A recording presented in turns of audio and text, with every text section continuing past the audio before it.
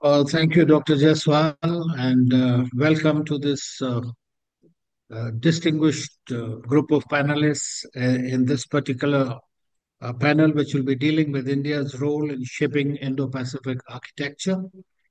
At the outset, I would like to congratulate and thank Dr. Jaswal for organizing this very comprehensive interaction across. The previous panelists have really touched upon a lot of issues that we are also going to discuss in this one. And I was quite intrigued by the theme that Dr. Jaswal chose for this conference, that is Sagar to Sagar, and the Mount Everest from the oceans. And that's a very interesting thing. So, as you know, that we have about 10 to 12 minutes for each of the panelists, about 12 minutes. So what I'll do is I'll be, as a timekeeper, I'll just raise my hand on the screen and kindly see that you still have about 2 minutes left. So about 2 minutes before that, I'll do that. Just a little bit of the background in my view that the Indo-Pacific, as we all know, has become a new contestation domain between the superpowers. It is today is replete with geopolitics, geoeconomical contests, and geostrategic competition. Among or many powers, there are a lot of powers that are operating in this region, but essentially it is the Sino-US competition, which is coming out of and threatening to reverberate eventually into a Cold War 2.0 kind of a scenario. Whenever we discuss, whatever we discuss about India, we need not forget that both the dragon and the eagle are very much in the room. And this is flexing their muscles. And the Indian tiger is trying to find some maneuverability and space for sprinting around. So this is very important. On the other hand, we have the bear, which is currently stuck in its own neighborhood and periphery, but does have a no limits partnership.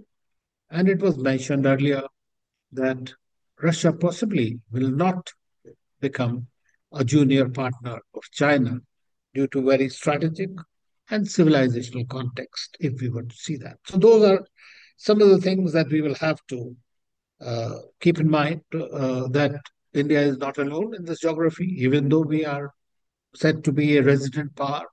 We have been doing our bit as far as securing the sea lanes are concerned. This also happened very recently when the Houthis came started flexing the muscles and tried to stop the traffic attacking the commercial shipping and the Israeli and the US and the Western uh, ships immediately deployed, has been fighting the piracy in the region for a very long time now. But India's role essentially is also very much designed by the responses it receives from China. And in order to understand our own policy, it is important to see how it has played out. In my view, India's Indo Pacific policy, which is we have an outlook, not a real strategy in that sense, or multiple strategies, as Admiral Chauhan said. I think that India's uh, and for that you've just got to see what happened at the Shangri-La dialogue, where Prime Minister Modi very clearly articulated India's policy, and at that time our relationship was still uh, working under the domain of competition with cooperation with China. And therefore, we saw that India and China, Prime Minister Modi said that it should be inclusive, including China. India was opposed to the containment, but there should be a free and open Indo-Pacific, and that there should be a rule-based order on clause. They have signed it, they must adhere to it. United States has not signed it, but must adhere to it also when it is trying to talk about the rules-based order. So when India says that is something that is the basic line, that if you have signed up to certain agreements, laws, and you must believe in the freedom of navigation, and that the oceans are the global commons, and so is the wealth underneath. But hegemonistic approaches of superpowers are the ones that are creating this kind of a conflict scenario. So India has adopted a policy which is multipolar Asia, a multipolar world, and which is anchored into dynamism and multilateralism, be it through strategic autonomy, through multi alignments. And that's where you can explain India's participation in various bilateral or trading blocks or issues. India also believes through its Act East, Neighborhood First, Act West, and other policies that centrality of the ASEAN countries, which are at the focus of this area, is extremely important. And therefore, it has also developed its relationships, much more closer relationships with ASEAN across the fora and bilaterally as well, from defense to security. Prime Minister Modi was recently, for the first time, there in Brunei, and then went to Singapore, which also plays a key role. Now, all these countries have their own equations, like in the countries in the Quad. Even though the US may have a China containment policy, but as was mentioned by our Japanese colleague and the Australian colleagues, they also have a nuanced policy, not necessarily totally antagonistic, even though you know that they are very much part of it. So India has become also taking a very sane and sanguine foreign policy which is being approached while it is trying to develop its own comprehensive power, economic power, diplomatic power, its power, military power, and then maritime power. That is extremely important and which is being done. So our concept of the this not only from Bollywood to Hollywood, but it also encompasses uh, the uh, uh, the holistic approach of Vasudhaiva Kutumbakam that India had approached. So it is through its soft power projection, it's through its collaborations with different countries that it is doing. On the other hand, I mean, I think that Prime Minister Modi very clearly put his policy that foreign policy is called as mix and match foreign policy. That is very much part of it. And it provides. Quad is often being misunderstood, especially by our very close strategic, special privileged strategic partner, even Russia. If China understands it, one can say so. They can. But we have always said the Quad is a force for the global good, and only countries that are into the Cold War mindset will take it a different way. At least for India, it is looking at to be a part of the global and value supply chains, to be able to contribute as a country which provides security, immediate a net provider of the security, a country which is available to everyone whenever there are problems, the HADR or others. So this is how India, and that's why India has gone through several approaches: trilateral, bilateral, quadrilateral, multilateral approaches, but always essentially propagating the same thing. Fortunately, now we have a little bit of a thaw between our relationship with China after Kazan summit, and let us see how it eventually plays out. India has always believed that China is a big neighbor, but China's containment strategy against India, especially targeting India, I would say, maybe in a global context, but especially targeting India in a naval domain, especially uh, through its string of pulse strategy, has been forced India to go into different kind of other approaches like Sagar or IPOI or the Indo-Pacific, IORA and others. And that's a BIMSTEC. And there are many umpteen number of them, which I'm sure the esteemed panelists will be touching upon. So today we have about 2 dozen strategies by countries. European Union, even Bangladesh came up with its own strategy. This. We have to see how we can align with each. We are working with most countries in the region on their own strategies, finding convergences and congruences, exactly how can we work with them. So in my view, I think that we will have to really look at that how India is trying to manage these contestations through a constructive approach and not a conflictual approach while preparing for the worst. So I'll stop here. My 10 minutes are over, and I'll now request Admiral Sinha to kindly take us forward. Thank you, Ambassador. Uh, you have really given a very broad sort of canvas for all of us to play in it. And having heard the previous panel, I can hardly differ with my distinguished naval colleagues who have said, much about what is happening geopolitically. And as my chief just mentioned, that Indo-Pacific seems to be always in a churn, while India-China relations are uh, probably taking steps to improve their relations. And any hindrance or any aggressive move on part of any of these two can really derail the economic progress of the world and particularly of these two countries. As you know that as the two very large economies and largest population of the world, these two countries really uh, engine the growth of the world economy. And everybody's virtually 120 countries have China as their largest trading partner. And China cannot progress beyond this economically unless it has good equation with India and it does some investment here. So I'll leave that aside.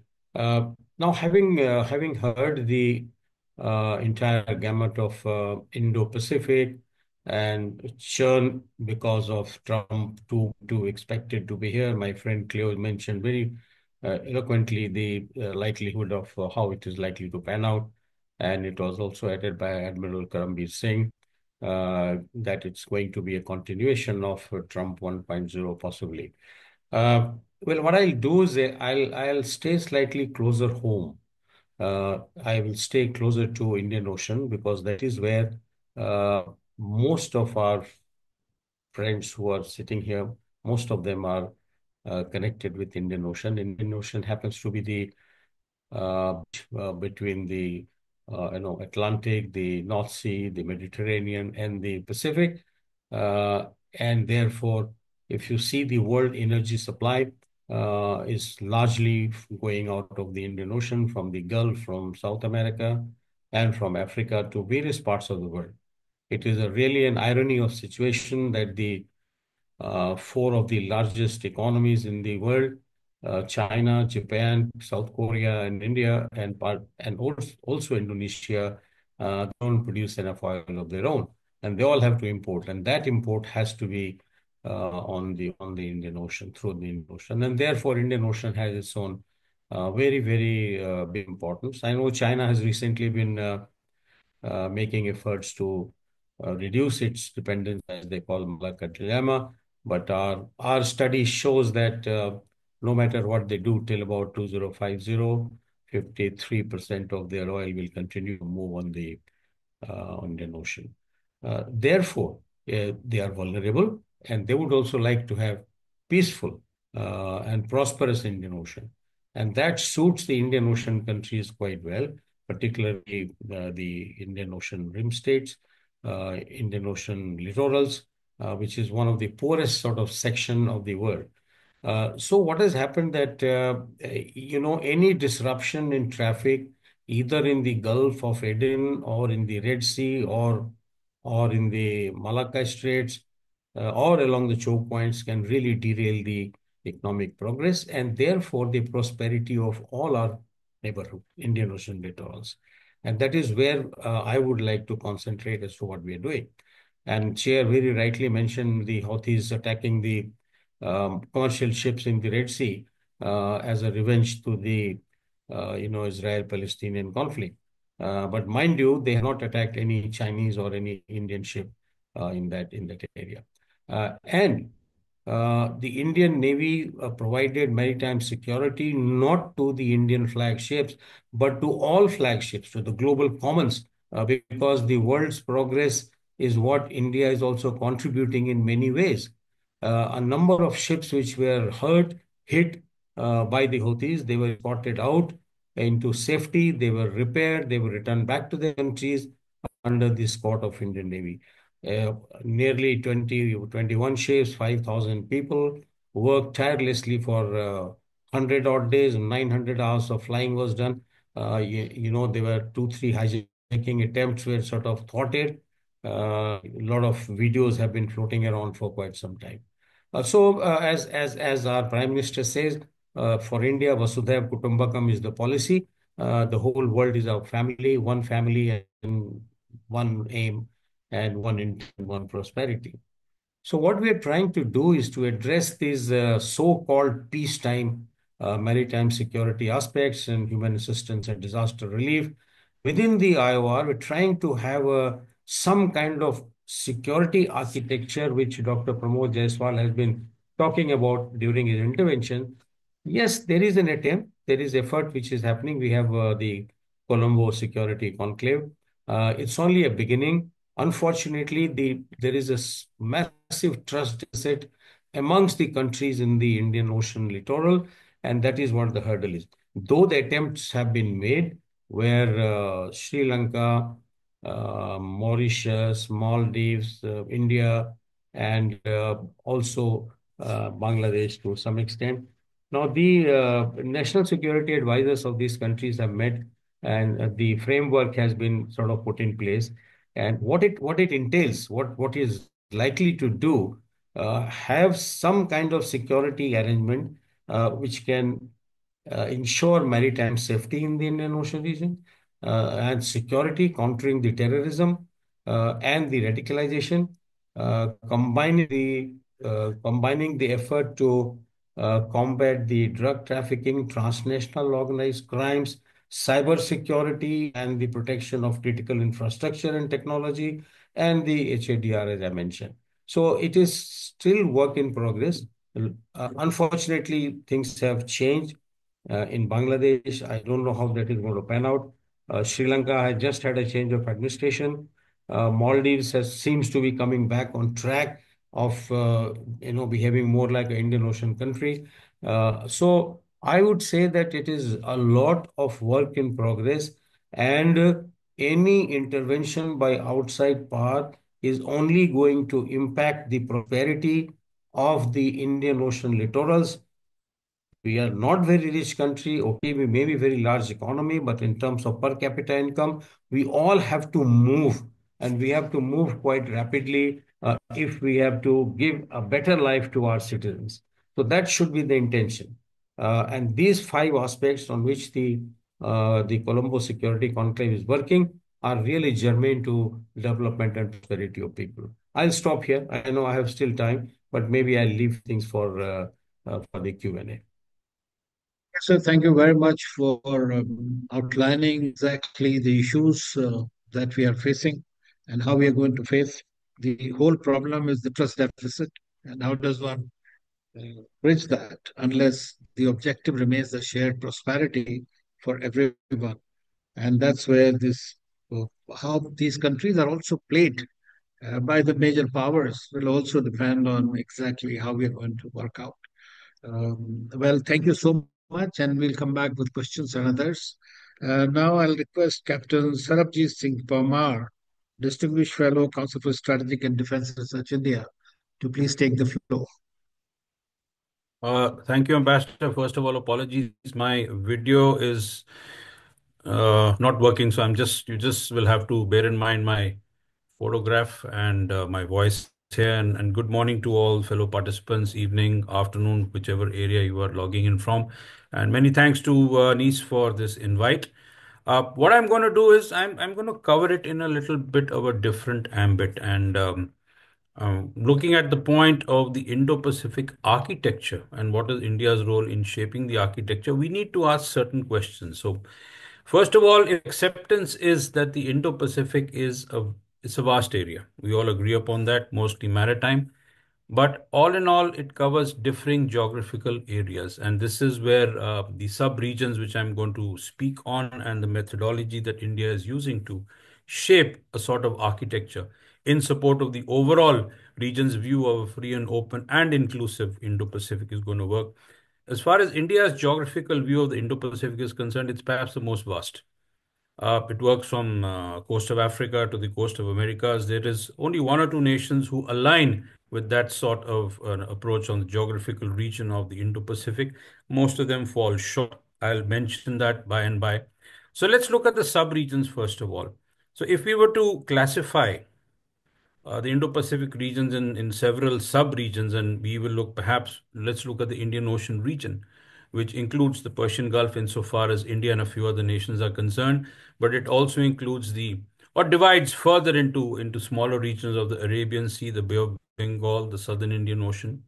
And then we go east of Malacca, you have the South China Sea, you have the Pacific Islands area, and then you have the rest of the Pacific up to the coast of the Americas. And I dare say I'd like to mention a point here is that in all discussions of the Indo-Pacific, South America remains largely neglected. We've had a few discussions with some South American nations, and of course, that missing element I also think needs to be engaged upon if you really want to look at the Indo-Pacific, but that's for a later date.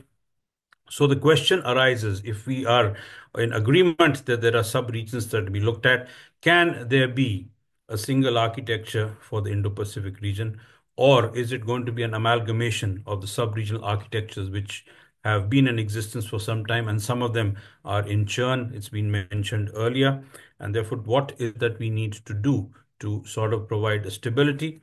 But a little background on why I have this approach is that if you look at Barry Buzan's regional security complex theory, RSCT, it enables an understanding of the security order, evaluation of the relative balance of power, and the mutual relationship between between regionalizing as well as globalizing trends. And now that we have many nations focusing on the Indo-Pacific, all from all over the world, I think this needs to be considered.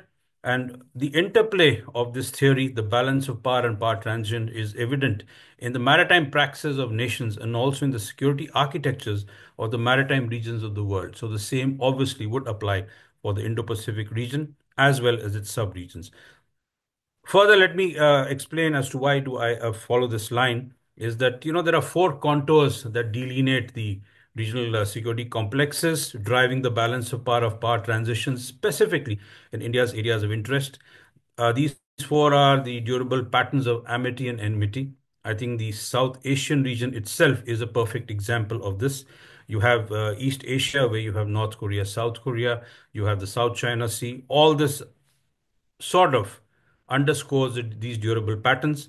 And then, of course, within sub-regions, there are commonalities based on historical factors and culture.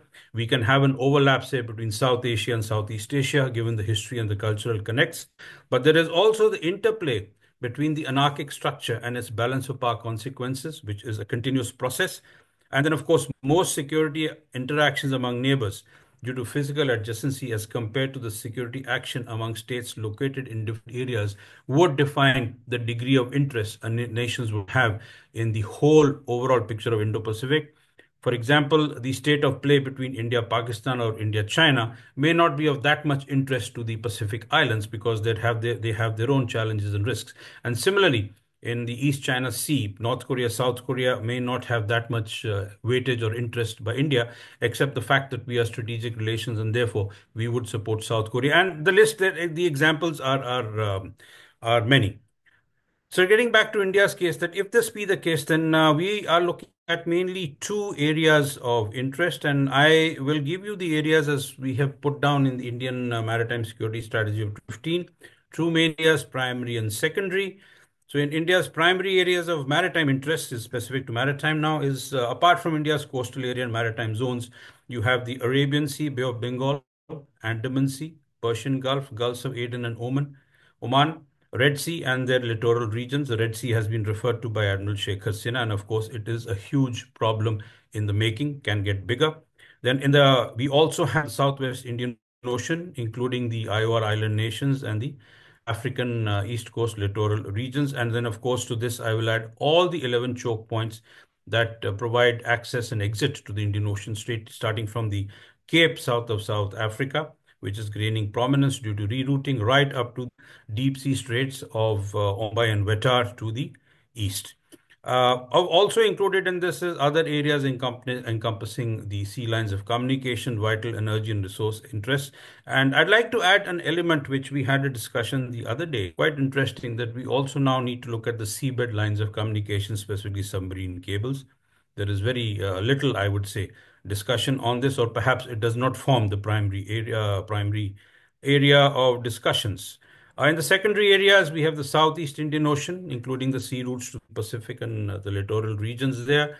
South and East China Seas, Western Pacific Ocean, Southern Indian Ocean, including Antarctica, the Mediterranean Sea, west coast of Africa, which we included because we have investments and oil interest in those regions, and of course our slocks towards Europe and America also via the Mediterranean Sea, which is presently reduced, if not stopped totally, and any other national interest based on considerations of Indian diaspora, overseas investments, and political relations. So, if this is the driving areas for India's view of the primary and secondary areas of maritime interest across the Indo-Pacific region, including the west coast of Africa, then we have a task at hand.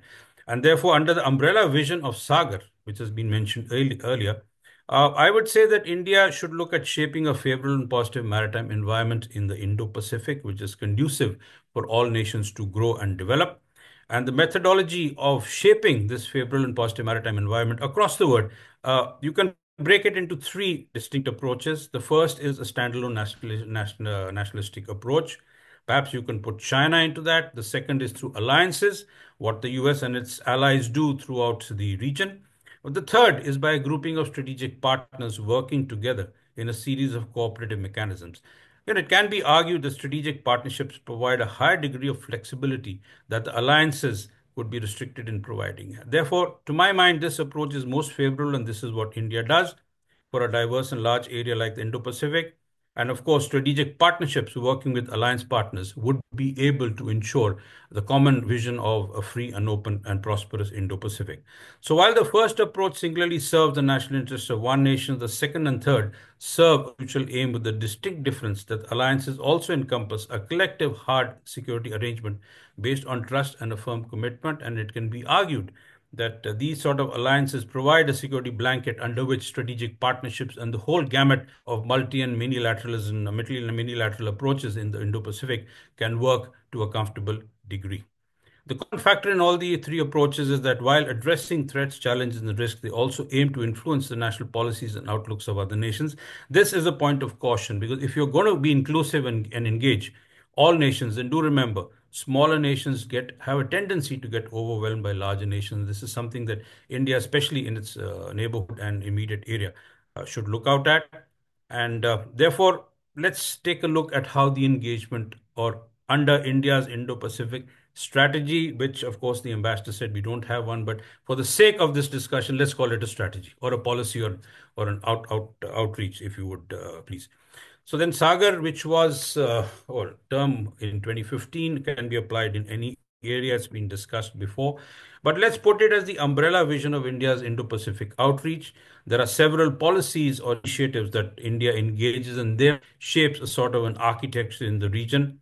Let's look at neighborhood first. There are a lot of challenges that this for neighborhood first policy is thrown up. And the question is actually, are we doing it well? Is it going well? Or do we need to take a step back and reinforce stability in our neighborhood? Again, there is a narrative that says that have we ignored the neighborhood while engaging the broader Indo-Pacific? We need to stabilize the neighborhood as it will serve as a firm base for India to continue engagement in the Indo-Pacific. So perhaps a certain strategic and an operational pause on the outreach while we stabilize the neighborhood. I think there are enough sessions that will be discussing this, so I'll leave it here. The second is the Act East policy. It is ongoing. Is there enough thrust? Is there enough momentum? I would say yes, it's slow, but it's sure. And I think the latest maritime dialogue with Philippines, which is a bit late in coming, is an example of India's maritime engagements. And this was preceded by the sale of BrahMos missiles to Philippines and forms a part of capacity and capability building. And of course, this engagement Philippines adds to the list of Southeast Asian nations we have built.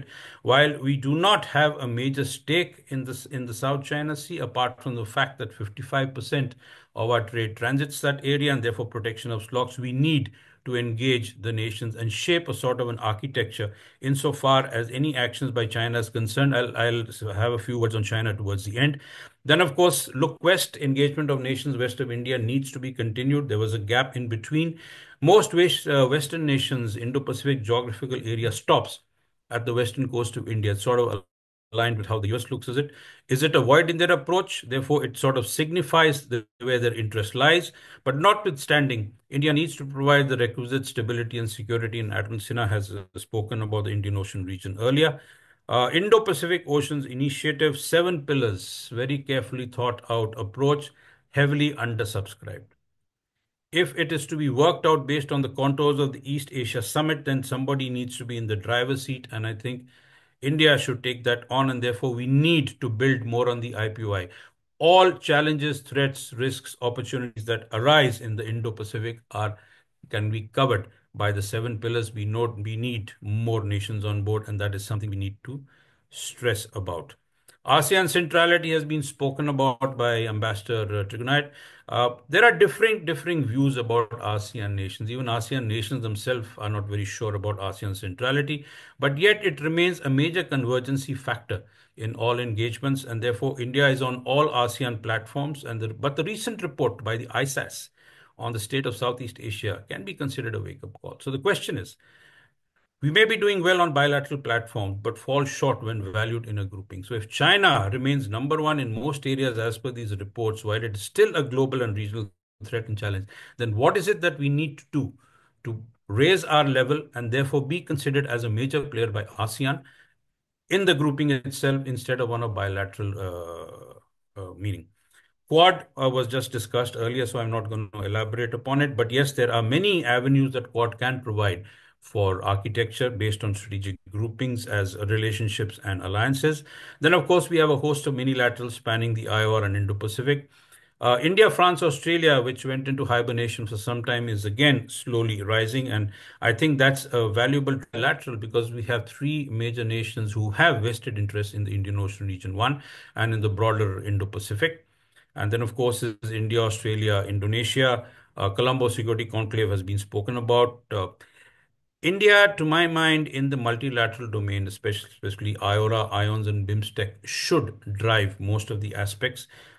We can look at it maybe as a more of a democratic approach, but still there needs to be a stake in this. And a lot of the avenues or initiatives that are sort of stagnating needs to be given a push, especially BIMSTEC, because the instability in Myanmar and Bangladesh will at some point in time impact the maritime stability of Bay of Bengal, which today is perhaps one of the most stable maritime areas the Indo-Pacific has to offer. So therefore, we need to engage more. How do we do it? I think we need to actually have a brainstorming session. Is that, do we do it alone or do we get more nations into the Bay of Bengal? And that is where nations like France, Australia, any of the new European nations who wish to engage the IOR and India should be brought on board. Multi-military exercises is a high value engagement. We are having more and more engagements. I think for the last 3-4 years, we've had 1 or 2 military exercise added every year. And my last count for the institutionalized maritime exercises stood at 42, both bilateral and multilateral, including Malabar, including our own Milan, and many others. And we are engaging ASEAN as a group, ASEAN nations separately, and many other nations. And this, I think, provides for an excellent area in which you have a combination of a diplomatic and a military outreach, which is working wonders. We need to, of course, expand our footprint, not only in the maritime domain, but also by positioning more and more, I think, defense advisors across especially across the African eastern littorals, something that we are losing out to China. And do remember, if we leave a void, it's going to be filled up and not by somebody whom we would like to fill up. So some of these issues are going well, some not so well. So if India is looking at a free, open, and inclusive Indo-Pacific, then there needs to be an amalgamation of effort and drive to that common aim. Hence the need for an Indo-Pacific strategy that will link all the policies mentioned earlier and optimize efforts in the areas of diplomacy, economics, and military engagements. And that, I think, we need to perhaps have a relook at what is our process and progress in all the avenues which I've covered, but there are many more.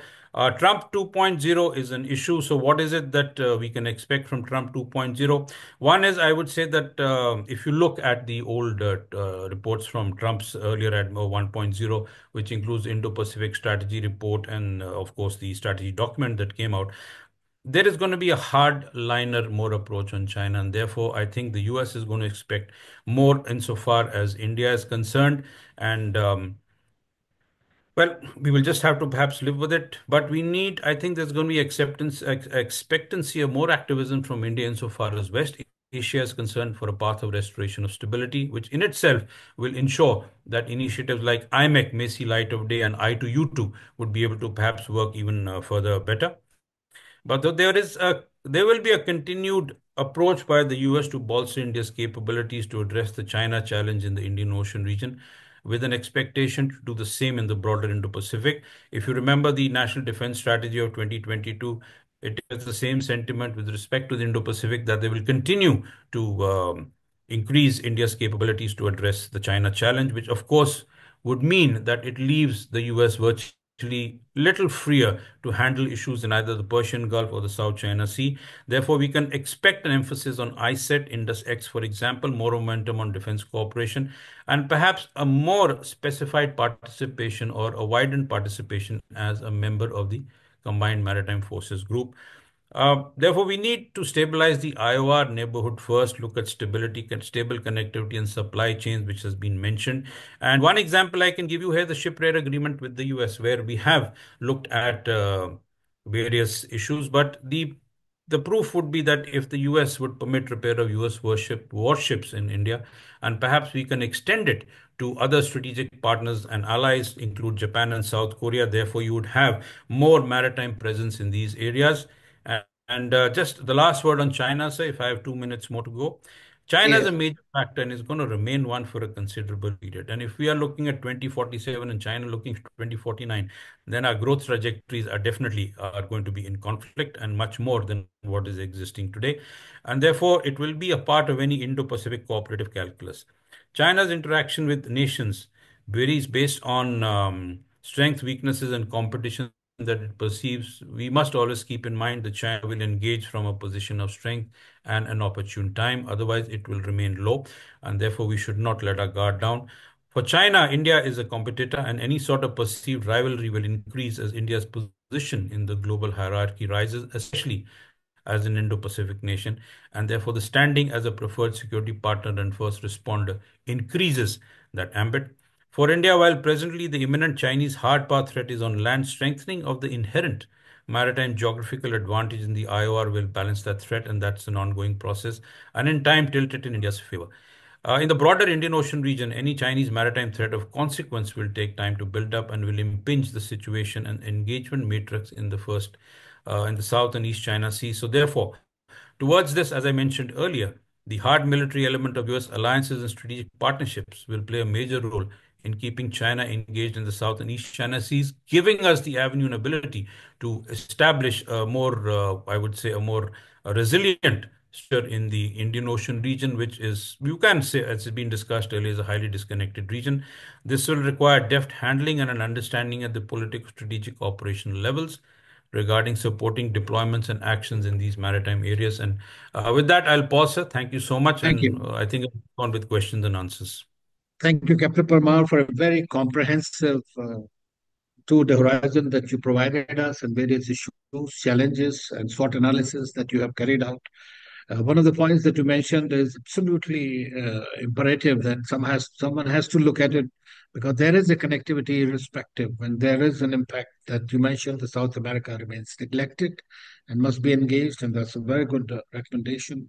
Your three-step approach that you analyzed with the nationalistic, strategic, and alliance set, in which you mentioned that alliances usually comprise of security blanket, and let us see how it eventually plays out. And for India, you also mentioned about how to obviate the perception of a big brother syndrome, essentially, and stabilizing the neighborhood is absolutely essential.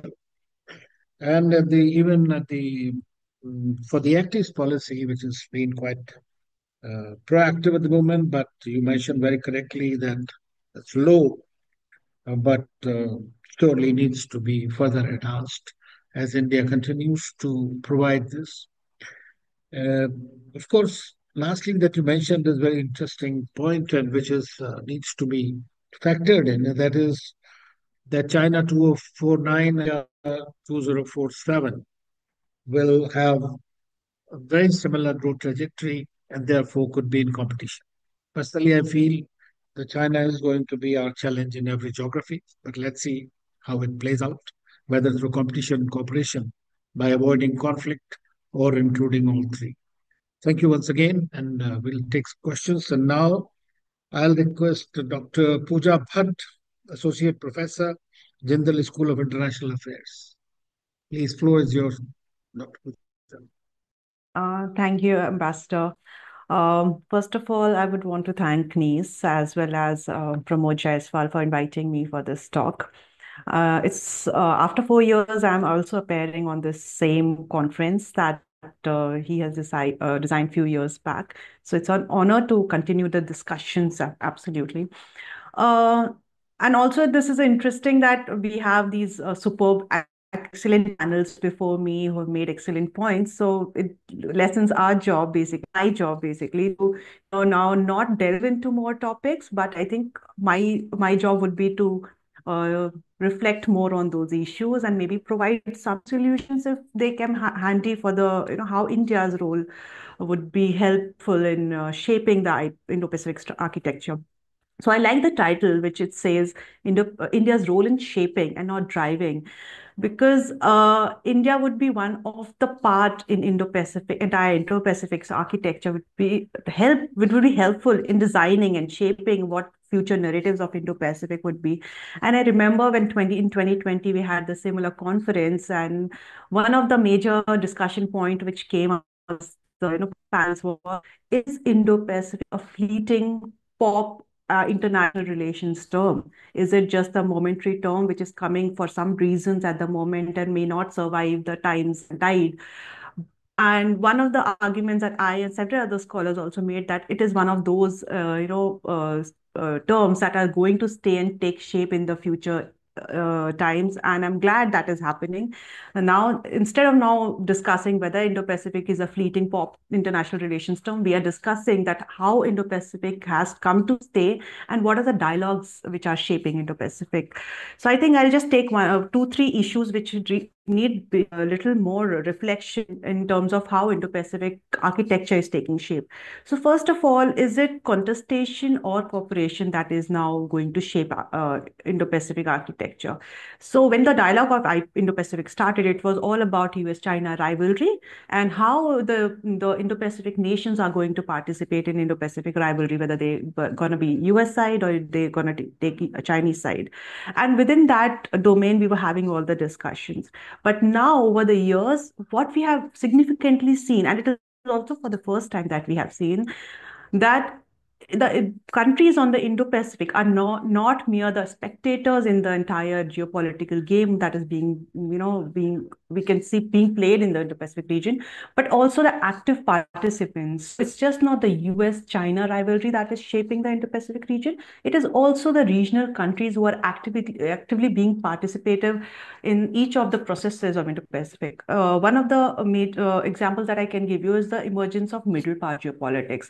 Now more and more countries, and I think Indo-Pacific is a region with almost 14 to 15 countries which come into the category of middle powers when it comes to their economic strength, military strength, or maybe their role in shaping the regional architecture. So that is a basic definition of middle powers. And going by that definition, we have enough countries who are now participating in shaping the geopolitics. We're talking about Vietnam, Philippines, India, Indonesia, then certain Middle East countries. So there are many countries who are actively shaping. And most of these countries are not looking at confrontation; they're looking at cooperation, and that is how the entire shaping of Indo-Pacific architecture also needs to be seen. Um, Also, at the same time, apart from talking about the coastal countries that are majorly seen as a part of Indo-Pacific architecture, there are also landlocked countries who are equally participative of Indo-Pacific. So Indo-Pacific is just not comprising of the coastal or maritime nations, but also nations who do not have direct access to the waters, and that makes a significant difference to how we have been seeing Indo-Pacific concept or construct at large, and it is very important to understand their aspirations and their the regional interest at the same time.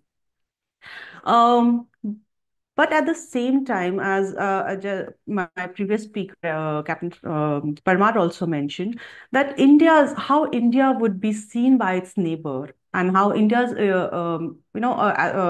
own regional strategies are being seen by the neighbor also determines how the region would be seen.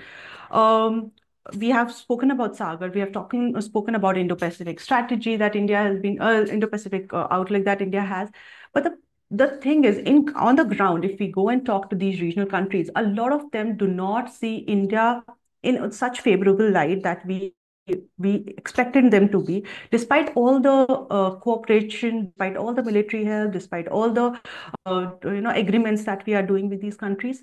So there is more and more you talk to these countries, and the youth of this country basically do not reflect India that well. Every step that India does in Indo-Pacific, it seems to be as hegemonistic, if not as China, but it is hegemonistic eyes.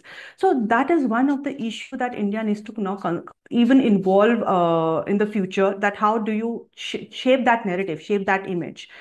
Another issue I would want to bring about is how the Indo-Pacific issues are looked into the region. If you talk individually with each of the Indo-Pacific nations, and they have common aspirations at the individual level, whether you talk about the marine pollution, whether you talk about employment, we talk about piracy, threats are common to all these countries. Individually, they all see these threats at their level. But the problem is forming a collaboration based on those threats or interest. We are not seeing those collaborations coming the way they should have been coming. Even though we share our same aspiration, same threats, same interest when it comes to maritime domain, when it comes to clean energy, when it comes to space cooperation, but when for some reasons, these countries are not ready to come together to form certain architectures or collaborative frameworks, which they should be. Resource is one of the issues that most of these countries are developing underdeveloped countries. The resources is a big problem. The technological know-how is a big problem. But also the US-China bifurcation of strategic infrastructures is also making these issues difficult, that countries now have to they are thinking of choosing either or of the frameworks that these countries are coming. So how do you bring that cohesiveness when it comes to cooperation is another level of understanding or a question that India has to start thinking more about. Another aspect is my previous speakers also mentioned that India has been given a lot of military and defense, cooperation with a lot of countries. We have been selling a lot of equipments. We have been training a lot of different militaries in the region in terms of enhancing the capacities, enhancing the capabilities. But most of these collaboration, a lot of these collaboration are not transforming into a political or diplomatic level cooperation that should come around. Even though India is investing heavily in all these issues, this is not reflecting at the political level. And this is one problem that India has to even invest and start thinking more, that how to convert these relations and transform these relations. And lastly, I would also want to discuss about what I touched about is alternate frameworks that US-China has been providing. That the Chinese framework came upon at a time when countries needed certain infrastructures, certain investments, and US couldn't provide it, and then China came up, to fill in the void. That was exactly happened where they talk about infrastructure development, they talk about clean energy, technological developments in marine infrastructure development, anything you talk about, because US left a gap in those areas, China could come in and build those frameworks. Now what we are looking is, in each of these areas, there is a framework provided by China and an alternate framework provided by US. And now countries in the region are actually in a fix whether they go for US based frameworks, which are more trusted but expensive and comes at a cost, or you go for Chinese infrastructures, alternate frameworks, which come cheap, but also they have their own security angle threats and coming all over. So this is another area that we need to think about when we talk about in collaboration at the regional level. That what framework we need to think. So with these are the larger reflections on the issues that we have spoken, and I would want to give certain suggestions, certain solutions that might come handy in the coming time. First of all, India needs to, and in this, India has to invest a lot in the coming terms, in the long term. First of all, invest in in building this collaboration within the regional countries on the common threats and common interests, that how these countries think about, and can they all come together in certain frameworks. There are certain frameworks which are already in the on the pipeline, and we have heard about some of them by the previous speakers. But now we have to continuously invest. It's not one 5-year democracy period when one country, one political party has to invest. I think it has to be bipartisan investment by Indian leaderships and the regional leadership to continue that investments in these frameworks, every 5 years for a long-term, strategic framework. Second thing is investment in youth.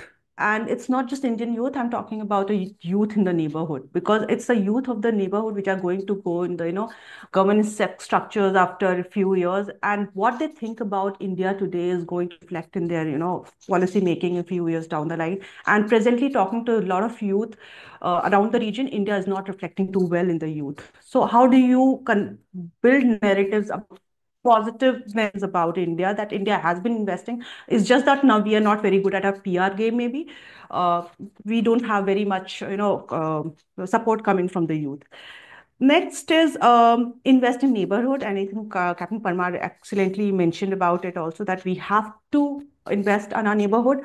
China knows this game of, the investment into any leadership which is against India at the political neighborhood. That if India is finding support from one of the leaders from the neighborhood, China started in party, and the party would come into power, and that's, I think that is something that long-term game we need to understand. And how do we invest in bipartisan way in both of the parties in our neighborhood, so that we find a long-term cooperation among our neighborhood is another area which we can think about. um, Building convergences that I've talked about. Okay, and next point is again taking it from Captain Parmar, is mobilize more and more trilaterals and plurilaterals is another way of building these collaborations. That because we have understood that multilaterals have their own challenges, and they move slow, they have bureaucratic hurdles, they are problematic in certain ways, though they bring countries together. So in those terms, there are certain trilaterals which are being helpful at the moment in making countries come together in a very proactive, functional manner. He mentioned about India, France, Australia. I will also add India, UAE, France, because UAE has new investment mechanisms that are coming out, and they're ready to invest in new technologies. France is a country which has a lot of technology. So I think India can come together from its side, and certain these kind of frameworks can help in bringing very proactive, very pragmatic solutions that we need for the region. And we can involve many other countries on the issue-based manner. And lastly, I would want to discuss about, again, IPOI, that he has also, Captain Parmar also mentioned, that on the larger framework, IPI seems very nice. It has good 7 pillars to cooperate.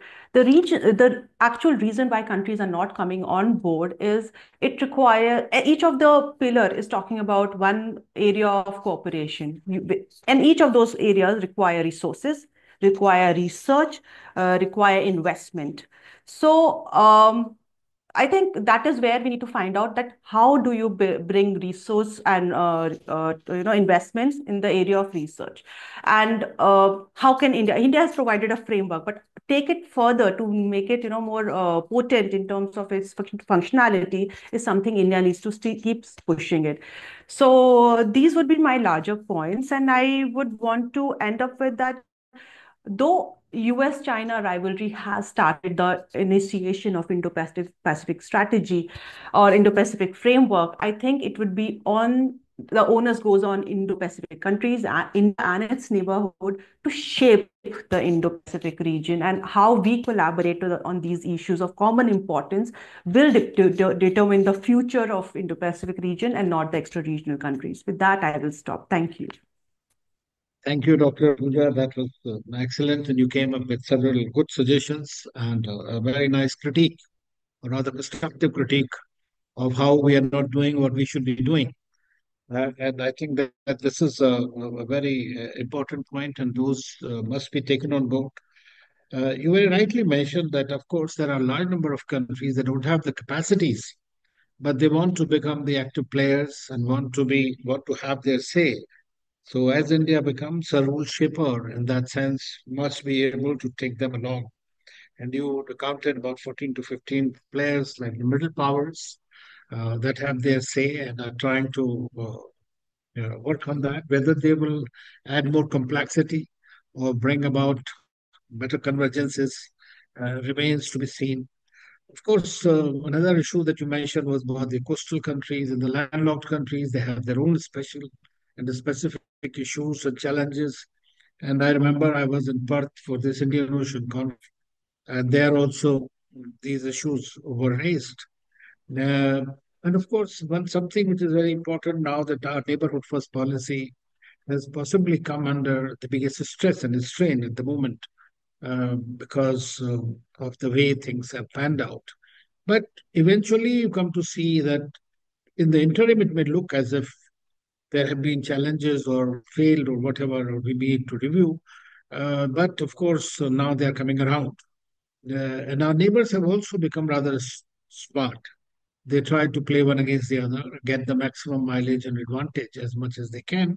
And rightly so. I mean, when we follow a strategic autonomy, they also want to follow the strategic autonomy. So it's very much there. But of course, investing in the youth is the most important thing. And I fully agree with you that we need to develop uh, and spread more in different baskets. We must spread our eggs. That's very important, and that's especially where the political spectrum of the country is concerned. In my view, I've also said it often that our communication strategy, our public diplomacy, needs to be geared up. It's very important. We can't keep on following the policy of Niki Karo Darya Mein Dal, because that is something that doesn't work in today's dog eat dog situation. Uh, and of course, India China contest is a reality and will continue to be there, as we say. You, of course, mentioned about mobilizing more trilaterals. It's true. I mean, we have a large number of strategic partnerships. Some of them are more consequential, can be far more beneficial. IPUI, seven pillars, but I think that like the mistake, what we have done is we also have seven pillars there. Now, those pillars are carried by each country. So each country is a carrier of one of those. So I think that kind of an apportionment on a consensual and voluntary basis could be more useful. Well, at the end of the day, I think that money makes the mayor go. So we'll have to see how India is able to fund a lot of these activities, especially in the Indian Ocean and its littorals. Thank you so much. Now I'll request Dr. Astha Chadha, Associate Professor, Ritsumeikan University, Japan. Dr. Chadha, please. Yeah, hello, Ambassador. Thank you so much for introducing me and giving me this opportunity to speak on this very, very pertinent topic alongside all the distinguished panelists. And I really want to begin by thanking Dr. Pramod Jaiswal and NICE for the opportunity as well. Well, since the previous speakers have kind of already put together a very comprehensive map of Indo-Pacific and what India can do in it, I want to focus on one very specific partnership that India has in the region and how India is using, or let's say, channelizing that partnership for further cooperation on one hand in the Indo-Pacific and also expansion of how we look at Indo-Pacific. So the partnership that I'm going to be talking about is that between India and Japan. And I'm going to be looking specifically at how India and Japan have strategically, in a way, channelized, let's say, judiciously put into action their cooperation for Himalayan security. Now, why Himalayan security all of a sudden? Because when we look at 2007 speech of Prime Minister Abe, who was then Prime Minister of Japan, before the Indian Parliament, he said confluence of the two seas, and he was referring pretty much to the Pacific Ocean and coming together with the Indian Ocean, and how these two together form what we roughly could think of as the Indo-Pacific. And it has for a very long time been majorly, not entirely, but majorly a very maritime concept. But we saw that there are, like previous speaker also mentioned about it, there are certain nations that either do not have access to this maritime region, but nevertheless, they do depend on this maritime zone for their trade, for energy needs, as well as for movement of goods, people, services, and hence Indo-Pacific in that sense becomes more than just a geographical construct. It becomes the very idea or very strategic thought or framework within which nations have started to operate. And hence we see that our partners from outside of the so-called geographic region that extends beyond the Pacific and Indian Ocean from the Atlantic are also interested and have interests in this strategic concept. So I'd like to begin by looking at what happened recently in 2024 September. And this is when Indian Prime Minister Modi was visiting Brunei on his trip. And he mentioned very clearly, he said, development, not expansionism, is what India or New Delhi would support. Now, this was looked at in two ways. One, he was, of course, alluding to Chinese presence, both economic, military presence in the Indo-Pacific, especially the disputes that China has with the South China Sea neighbors, but also in a way to how India and China, since at least since 2014, have seen these recurrence of events at the Himalayan border. Now, the difference between these two conflicts is that whereas in South China Sea, this conflict is more of a multilateral sort of a conflict, a lot of nations have a lot of interest in the sea. When we look at Himalayas and what happened between India and China at the border, it became more of a two-nation issue. It became more of a bilateral issue between Beijing and New Delhi. And hence, Prime Minister Modi's remark that we are going to support development, not expansionism, could be interpreted at how India looks at the entire Indo-Pacific region, which does not seclude areas of, let's say, Himalayas or landlocked nations such as Nepal or Bhutan, but rather looks at all of it like a huge continuum. Now, in that aspect, I'd like to bring in what the Japanese have been doing so far. So Indo-Pacific concept has, of course, for them started off as a strategy, but Japan at some point also tweaked it and started calling it a vision. Why? Because they wanted to make sure that ASEAN and Southeast Asian nations or other nations also have a say in the region, and hence Japan went from a very strong word of strategy to something milder called vision. Nevertheless, their plan remained the same, which was to ensure free, open, and inclusive development and prosperity for the entire region.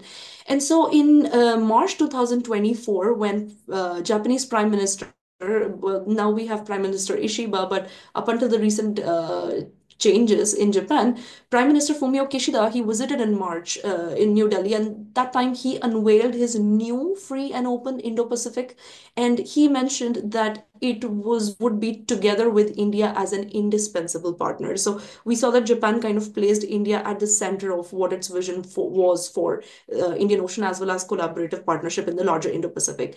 And if you look at the documents that Japan has recently published, they show a map of Japan's connectivity initiatives wherein two main regions have been highlighted, which was not present in the previous Indo-Pacific strategies of Japan. And those two are, one, they show that improvement of northeast road network in India's northeast region is key to within their Indo-Pacific vision. And secondly, they do mention the sensitive Himalayan states, which include India, Nepal, and Bhutan, as also central to how they look at Indo-Pacific continuum, I would say, right, in terms of infrastructure as well as other economic development initiatives.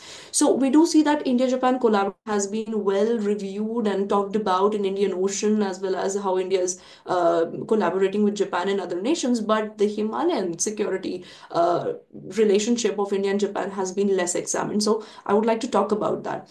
Now we see that as a result of 2020 Galwan clash and then the series of clashes that have happened and the series of engagements India has had with their Chinese counterparts, both diplomatically as well as on military terms, as well as on just like, bilateral relationship terms, that relationship had suffered a bit during COVID and since COVID. And so how India looks at Chinese actions at the border is not an isolated act that happened at a land border. India is looking at it as a larger Chinese tactic, which is not exactly the same, but similar that what it has done in South China Sea as well. And hence we saw that India was very quick to offer a better partnership and let's say deepen the scope of partnership it has with Philippines.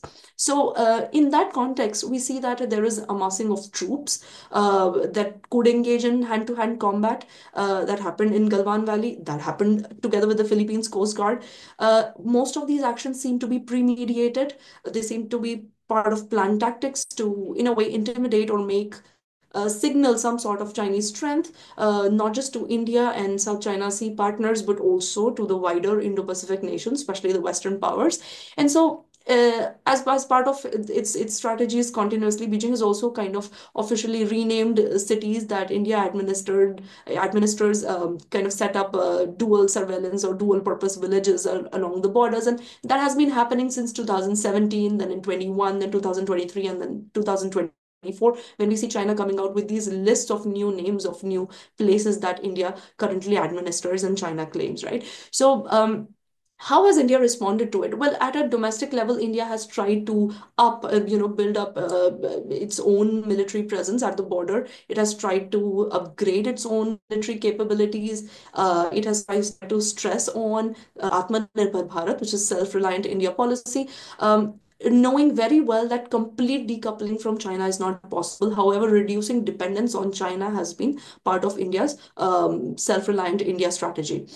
So what we see that is in that given that scenario, since at least since 2017, Japan as a partner of choice in India's strategic regions along the Himalayas has been a very carefully thought out Indian policy within the Indo-Pacific. And what that does is, one, it provides India with a stable, secure, dependable, reliable partner that can help it in its development, not just domestically in its sensitive regions along the Himalayan borders, but also extend the fruit of that friendship and that partnership with Japan to nations like Bhutan as well as Nepal, and then by extension also to Bangladesh. And that is what India and Japan have been doing since 2017.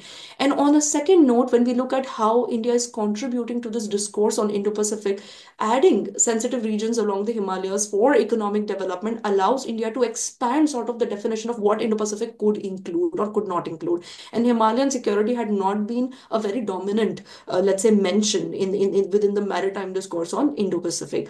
So, what have India and Japan done? Well, India and Japan, first of all, began with upgrading their partnership, and they started calling it Japan India Special Global Strategic Partnership towards quality infrastructure developments inside India, together with India's neighboring nations such as Bangladesh, Nepal, and Bhutan, and also including the Himalayan countries, as I mentioned. And this was directly a policy to kind of provide other nations within the Indo-Pacific region, whether it is in South Asia or Southeast Asia, with an alternative framework or an alternative partnership wherein nations could then choose between what kind of a development or what kind of an infrastructure project they wanted to go with, given the terms and conditions. And this, in a way, extended also to Africa.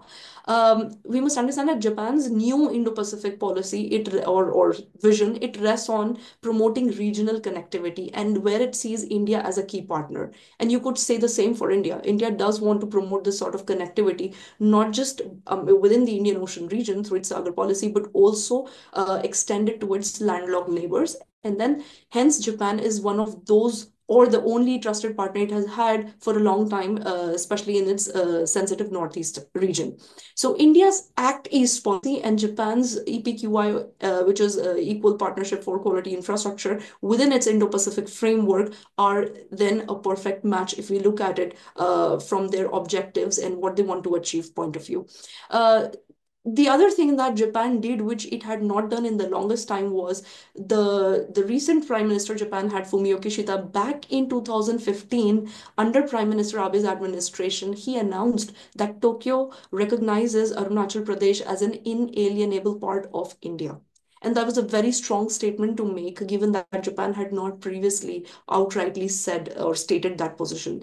And so stating that allowed Japan then to collaborate in 2017 with India to establish an Act East forum that exclusively focused on Japanese investments that would come into India's northeast and also by extension go towards Nepal, Bhutan, as well as in Bangladesh, wherein India could establish these trilateral frameworks to work with Japan, India, and a third country along the sensitive sort of Himalayan territories. Now, I must mention, even though those projects are functioning, and I'll elaborate them in a bit, they are not very close to the India-China border, or they're not close to any borders that China has with anyone, because in general, these projects are supposed to strengthen the economic activity and development infrastructures in those regions without making them look like they're targeting a particular nation.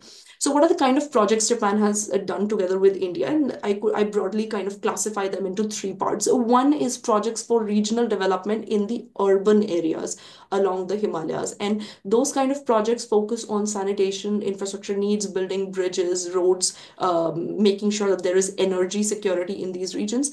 It focuses on public transport. It focuses on Clean India Initiative or Swachh Bharat Abhiyan. It focuses also on establishing heavy industries that could generate employment and more economic opportunities for women as well. The second group of projects is in the rural or the less developed and less connected areas along the Himalayas. And those basically hence cater to providing more connectivity with the rest of the country. So if you're talking about Northeast India, they want to connect the secluded part of the Northeast to the mainland or main area in India, and as well as cater to economic security of communities that probably would not want to live there anymore if they don't have any more economic opportunities. So the idea is to have enough population survive there, continue to thrive there with their culture while also having sufficient economic means. So these kind of projects focus on basic services of education, health, drinking water, preserving culture, preserving their heritage, preserving their old buildings or temples, and promoting sort of the history and nature together with that to promote a more sort of a sustainable development given the location of those communities. A third group of the projects Japan is doing with India in the sensitive regions is for making sure that vulnerable and fragile regions which can suffer heavily because of infrastructure which is built insensitively, they're trying to promote more sustainable sort of road networks and sustainable infrastructure in those regions. And when I'm mentioning those regions, it is not limited to just Northeast India. It talks about coastal areas, it talks about Andaman and Nicobar, it talks about North Himalayas. So we're talking about all these fragile regions that have previously not have had enough development, or if they've had it, they have suffered because of climate change and such environmental calamities. So Japan, why Japan? Because Japan had expertise on development, which focuses on sustainability, project feasibility, environment security, economic support to communities that really need it, and gender mainstreaming. And given Japan's expertise in these projects, India has found Japan to be a partner of choice in developing sensitive regions within its northern frontiers. And hence, Japan has also engaged in similar projects, either without or with India in Nepal and Bhutan. And even though, like the previous speakers were mentioning, there is a challenge for India given its neighborhood first policy, wherein maybe India's neighbors don't see or look at it as the first partner of choice when it comes to development infrastructure. Having a country like Japan on board allows India to make sure that these regions can also prosper. And it gives India that one chance to actually reach out to these countries and make sure that India does develop sort of a very close and positive relationship with its own neighbors. So now coming to my last part of what I wanted to say about how all this connects to the larger idea of Indo-Pacific.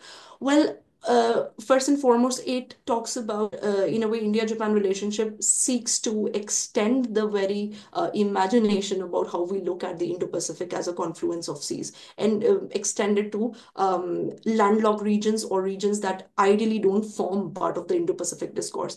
And in that, there are three main objectives, or let's say three main visions India and Japan have had in this regard. First is development of northeastern region, which covers India's northeast as well as the entire Northeast and other Himalayan territories. And the idea is to include Northeast region's connectivity with the rest of India through a very social, environmental, sustainable projects with people-to-people exchanges, together with the countries like Bangladesh, so that India's northeast and other regions do have access to Bay of Bengal.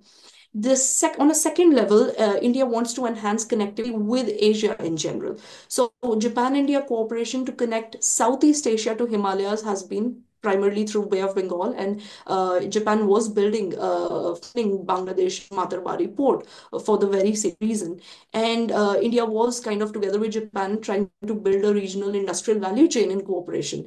And hence, all this is directed towards Japan committing, along with India, for development in Bangladesh, Bhutan, India, and Nepal. And now, if we look at it from India's side, India is part of the BBIN regional connectivity network. And together with Japan, a few years ago, they already identified 11 corridors that are really needed to connect BBIN nations with Japan's help and Japanese finances, right? So the framework is there. They've already done a feasibility analysis. What needs to be done is India needs to be more proactive, both bilaterally with its neighbors and also within this multilateral framework.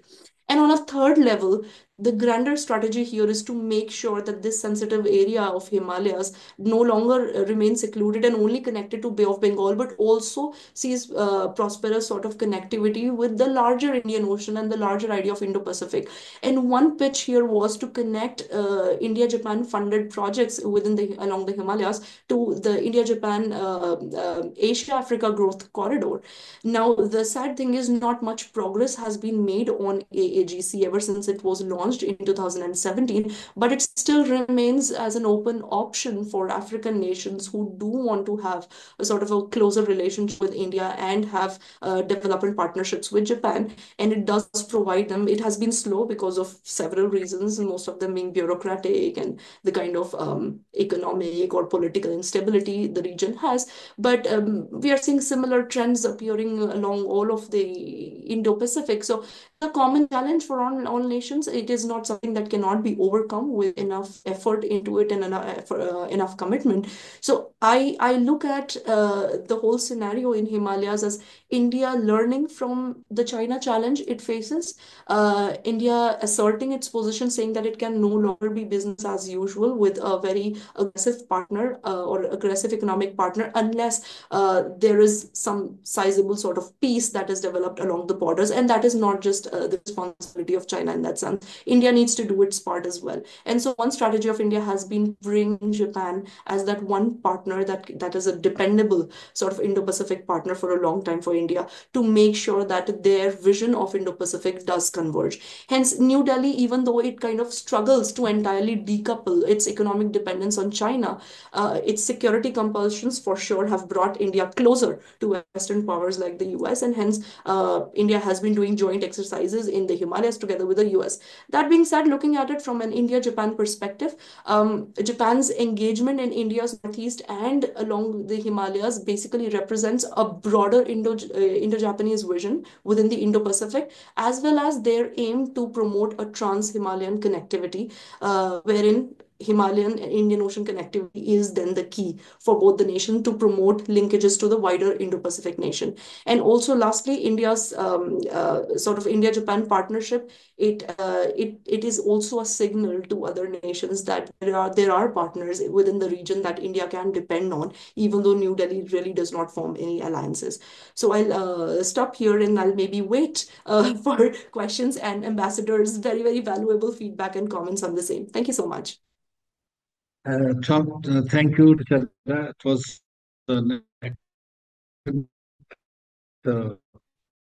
presentation to us about what could be done by Japan and could out of a model for corporate. No, that is a partnership of choice, and I was there when PM Kishida unveiled his Indo-Pacific strategy in New Delhi, new Indo-Pacific strategy in New Delhi, which was very well received. Of course, Japan has been our ODA partner for perhaps the longest time and has come up with several, I would say, the projects that you have mentioned, different domains in different areas. And I think that these details are very useful to justify, and you have argued it so well. That how this Act East policy and the equal partnership infrastructure framework blend so well in achieving the same strategic objectives in the region.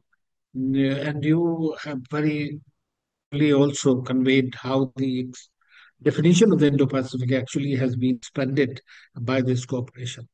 I mean, we know in our Northeast, Japan has been a very a close partner and is doing several projects. And this Actis Forum is a major driver also of that. Besides in Sri Lanka, also we are working together on several projects. I know, as you rightly mentioned, that AAGC somehow has been a bit of a dampener, and I think more study needs to be done exactly why it did not take off, because Africa is the new frontier for the global growth and progress, and I think we need to look at from that point of view. You have you know detailed these projects which are for regional development, rural and less development areas, and vulnerable and fragile regions. That's something is obviously has been neglected by India also for a very long time within India, let alone our other regions. And I think that with the help of partners like Japan, now there's a greater focus on connectivity and other issues which are doing very well. You also mentioned about the BBIN.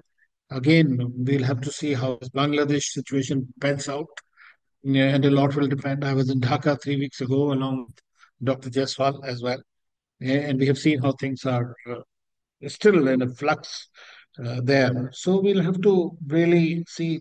I mean, Japan and India both are have very nuanced approaches towards China, but the dragon is in the room, as I said in the very beginning, and we need to deal with it and its intentions because there are two different models of development inclusivity.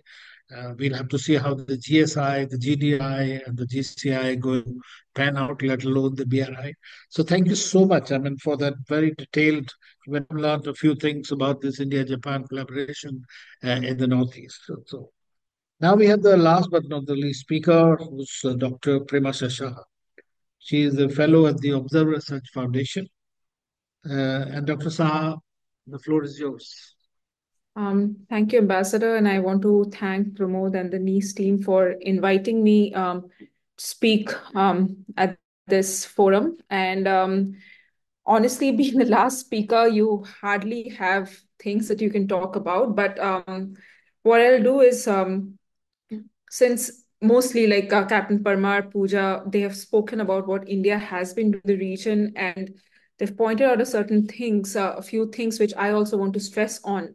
And I'm going to do that. But and that would be primarily focusing on India's engagements in Southeast Asia with its Act East policy. So that would be my primary focus. But before I go into that, I think one of the important points which Captain Parmar made was how the geographic definition of the Indo-Pacific is different for different countries. We are talking about like-minded partners coming together. We are talking about various minilaterals and how India, US, Japan, Australia, we are all like-minded partners in the Indo-Pacific, but we have very different geographic definitions when we talk about the Indo-Pacific. And that even stretches to Southeast Asian countries, how they also define the Indo-Pacific geography. And why am I bringing this up? Because once you have differing geographic definitions, your concept of threat perceptions also vary.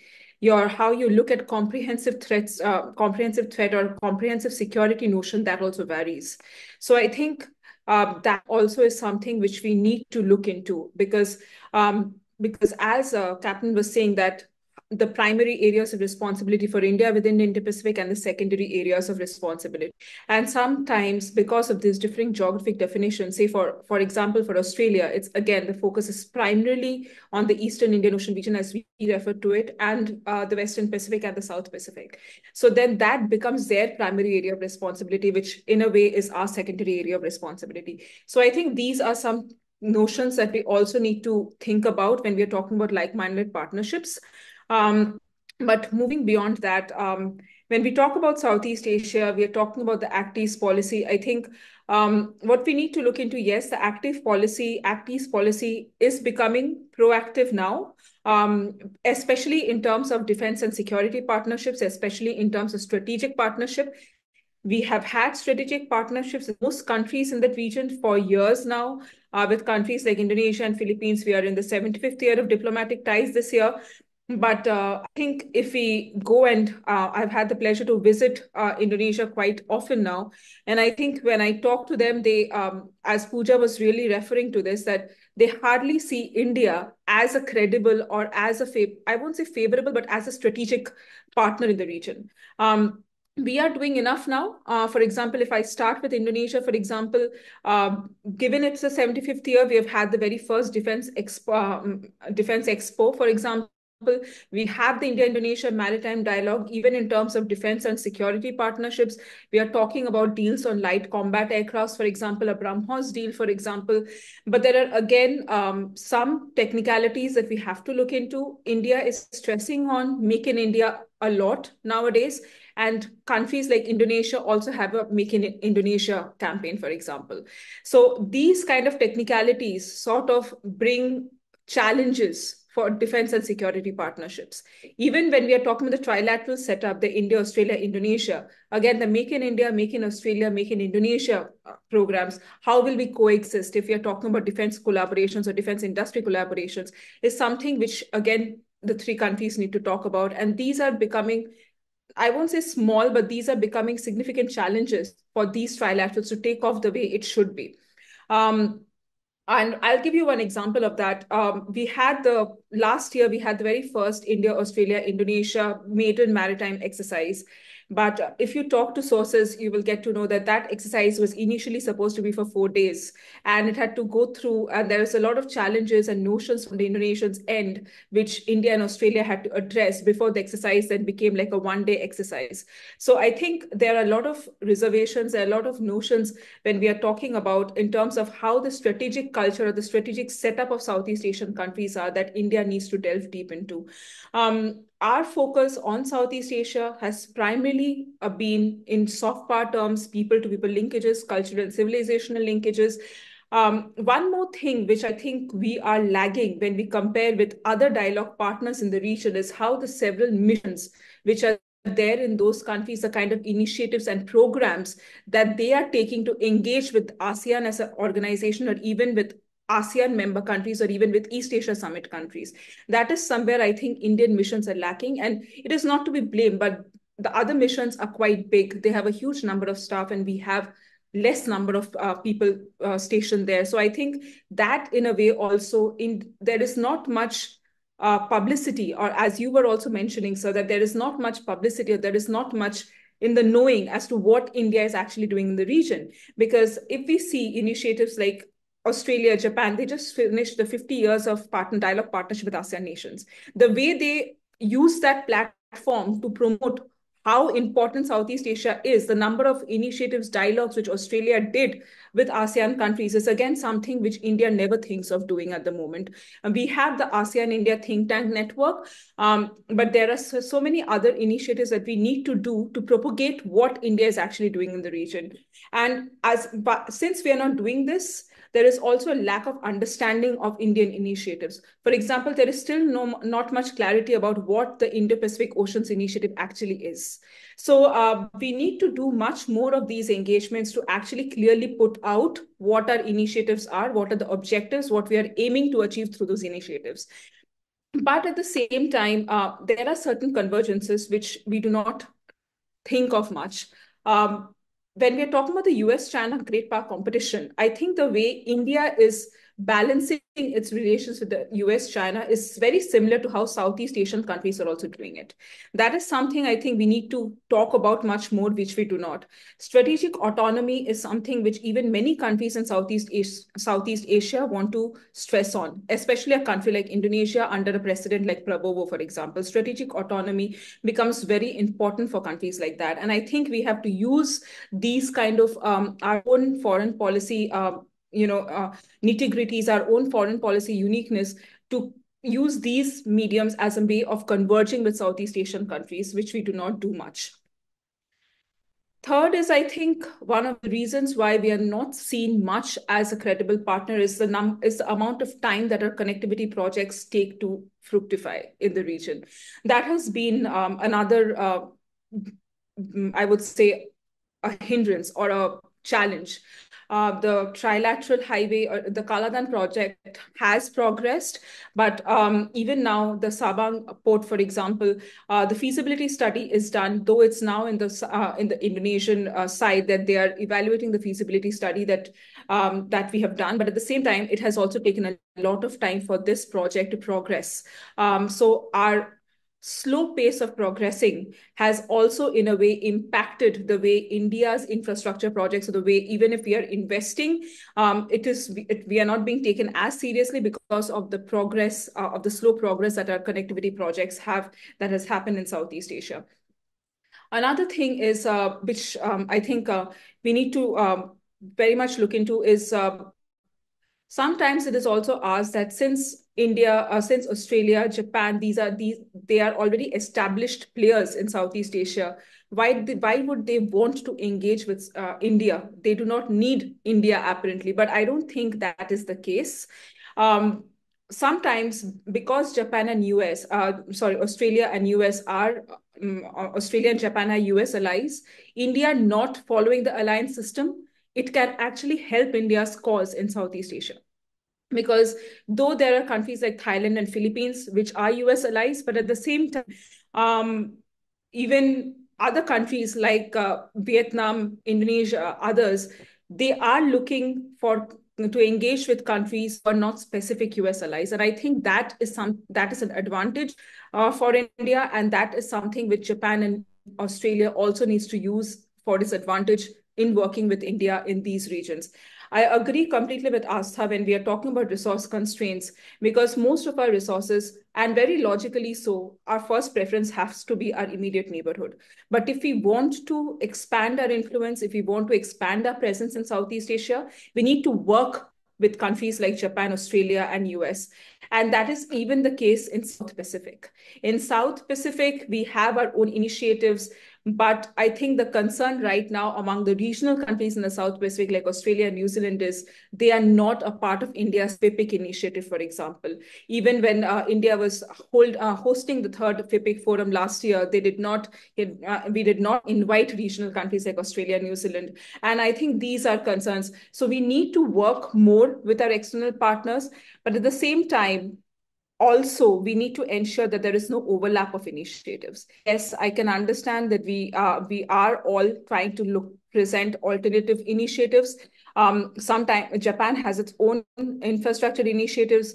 US has its own. These sometimes also cause overlaps and puts countries in a tough position as to where they should be heading to. If we are actually talking about like-minded partnerships, if we are actually talking about how countries are coming together, we need to come up with initiatives in a union, I think, which creates less overlaps. So I think that is also something which needs to be discussed, which needs to be looked into. So, to my last point, which I would say is India's Act East, and this is mostly from how the nations look at it, beyond even in Southeast Asian survey or even surveys which are done by, say, Lowy Institute and others. There is always a notion that India's Act East or Look East policy for a very long time has been very much focused on Singapore. And we have not looked much beyond. We have started doing that now, but we've started doing it late. So I think that is also one of the reasons why we are not seen as favorably or as strategically by other countries in Southeast Asia compared to, if we look at those data, we'll see that Singapore has put India on a higher pedestal compared to the others. But we have started doing that. It will take time for us to reach the level of other dialogue partners. But there is a lot of scope for India to do more in Southeast Asia. The India-Philippines Maritime Dialogue, yes, but we have entered the BrahMos missile deal with Philippines. We have to do much more of such deals with other countries, keeping and how we manage those technicalities, as I mentioned, that is something which we need to work on more. But we really need to be much more proactive in our far east or our extended neighborhood, and we have to do that with other like-minded partners in the Indo-Pacific. And so I've kept my interventions very short compared to others. I'm aware of that, but I'm looking forward to more questions and comments. Thank you. Thank you, Dr. Saha, for focusing on how we can really strengthen our outreach to the and our active policy, basically to the region. You have specifically covered several countries, Indonesia and others, that how do they look at India and what more can we do together? That is something that is missing. I think I remember in 1997 at CI Summit, the Singapore Prime Minister was there. And while addressing, he said that India only looks to West, it does not look to East. And it's only since then that we have started developing a lot more interest in the region. And now, of course, it's a very focused region for us, and perhaps also due to the evolution of the Indo-Pacific contestation that is happening, it has put them in the eye of the storm, and so to say. And I have met a lot of these ASEAN leaders and others, and they always don't want to take sides, either of the US, except once or twice we see Philippines here and there, but they all play the game in which they don't have to confront China directly. I can tell you, even in the Quad Summit declaration, if you see, China is not mentioned even once, nowhere. Likewise, in the Indian Ocean Conference, the last time I attended, I was the only one who mentioned about China, but nobody else was talking about it. So that shows clearly that most countries would like some kind of an accommodation, subject to China, the really leveraging its goodwill rather than creating hegemonistic approaches. So it's very important. You have also mentioned about the delivery issue of India by various projects. That is something really uh, is a problem everywhere else that we face, and we need to really plug that very big gap. Uh, of course, India does not follow the alliance pattern. This is not going to happen in near future, otherwise, irrespective of how our relationship with China goes. But most countries in the world have begun to understand that India's strategic autonomy is a beneficial tool, foreign policy tool to work with, and they begin to understand it, and we are leveraging. That's my view. It can be countered. But we need to, the other countries also need to work and understand the sensitivities of India in that sense.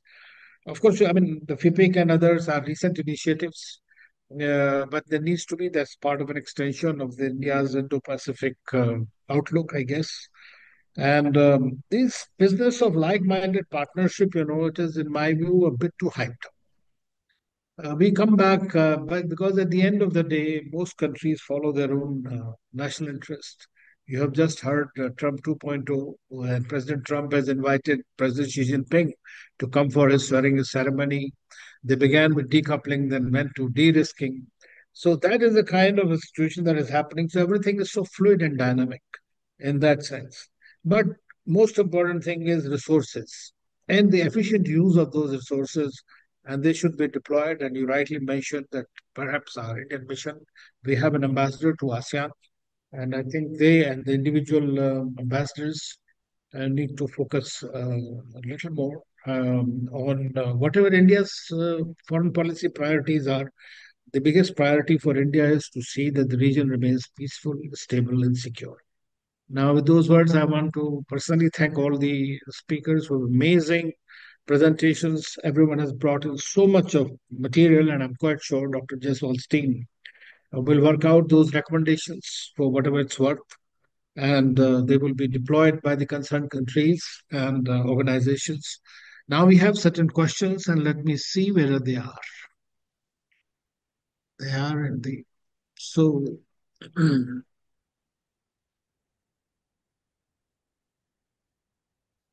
Well, there is a comment by Commodore Anil Singh that it is quite evident that in the Indo-Pacific construct, India is largely responsible for the Indo of the IP for India, West Asia, perhaps as important as East Asia, if not more, a lot more politically sensitive.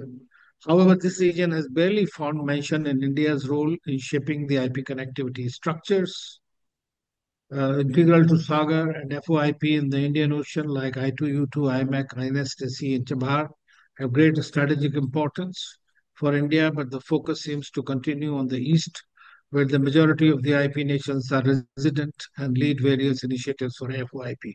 Well, today's time and age, as you know, there are no standalone events. Everything that happens has a direct impact on the others, and India has said it very often. In West Asia, as far as these initiatives are concerned, are extremely important for India's own security and stability, whether it is IMAC, I2U2, INSTC, and India continues to remain very much involved in that. And that's why most of the speakers have actually spoken that our definition is far more comprehensive of the Indo-Pacific, including the Northwest Indian Ocean region and East Africa and others, from Hollywood to Bollywood, as they say.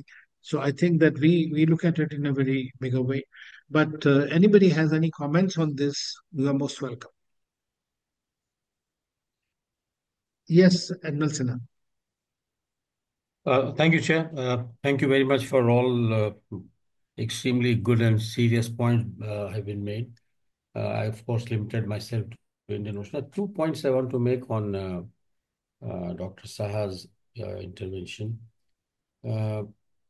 That, it is a really matter of perception as to how countries look at various countries and what is impinging these kind of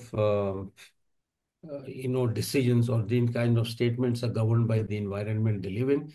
And also, as Ambassador Trigunayat mentioned, they play between China and America, and they don't wish to upset the Chinese. Now, to say that, only Singapore is on our priority list, I beg to differ a little bit, because if you ask Vietnam, you will find the amount of interaction, both militarily and otherwise economically, that we are doing with Vietnam is phenomenal. It's really, they are a very, to be honest, they are a comprehensive strategic partner. As far as the, weapon transfers are more complicated stuff. Personally, we have been trying with Vietnam from the year of 1992, or rather, 2012, 2011, when the first offer was made. Everything came very close to being finalized. Some of it, I'm not sure if Admiral KB Singh is around. He was the Chief of Naval Staff, and he did a lot. But ultimately, at the end of the day, Vietnam fizzled out because it didn't want to upset the Chinese. Even now, you said, Brahmo, the sale of Akash surface-to-air missiles has been on the cards for a very long time. Dr. Pooja Bhatt is here. She was in CAPS earlier. She will tell you. And how much we have made efforts. In fact, there are some countries are there even now. The Chief of Naval Staff today, he is in Indonesia. He's in Jakarta today. We have a Sabang port. Some work is happening, and a lot of work is happening, which may or may not be in public domain with Indonesia. That is one. Thailand, the Thai Prime Minister, after a long time, he paid a visit to India, and there has been a agreement signed on the Maritime Security Partnership, which I think our chair will be fully aware of. So I think that, it is, these are all time consuming, particularly when a country, a group of countries already entrenched with the Chinese and, playing between China and America, economically intertwined to the Chinese, but security, they want Americans. So it's not that we are the only ones having problem. The Americans are having great problem in that area, to be very honest.